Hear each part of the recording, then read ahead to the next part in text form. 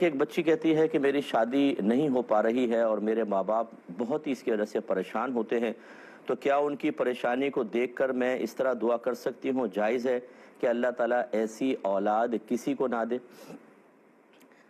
دیکھیں، ایسی دعا کرنا شرعاً جائز نہیں ہے۔ وجہ یہ ہے کہ شادی نہ ہونا آپ کی وجہ سے نہیں ہے، یہ اللہ تبارک و تعالیٰ کے فیصلہ ازلی کی وجہ سے ہے۔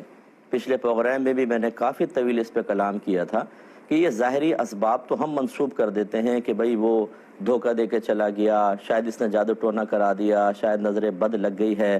حقیقتاً تو اللہ تعالیٰ کا فیصلہ کار فرما ہوتا ہے۔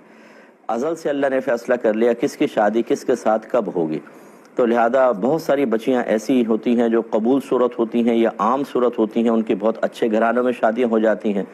بعض بچیاں ایسی ہوتی ہیں جو بہت خوبصورت ہوتی ہیں، ان کی شادی مختلف وجوہات کی بنا پر نہیں ہو پاتی، یا ہوتی ہے تو بے جوڑ سی شادی ہوتی ہے، یا جوڑ کی شادی ہوتی ہے لیکن گھر میں آرام اور سکون نہیں ہوتا ہے۔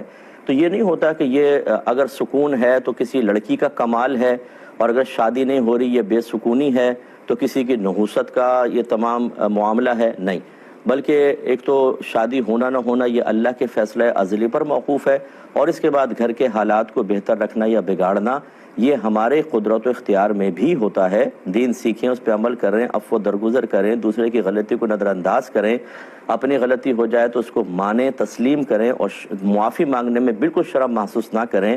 اپنے بچوں کے لیے اچھا رول ماڈل بننے کے لیے اچھے انداز سے زندگی گزاریں، قابل رشک زندگی ہوگی تو آپ کو بالکل گلٹ فیل کرنے کی ضرورت نہیں، کوئی خدا نخواستہ آپ کی نحوست نہیں ہے، یہ تو اللہ کا ازلی فیصلہ ہے۔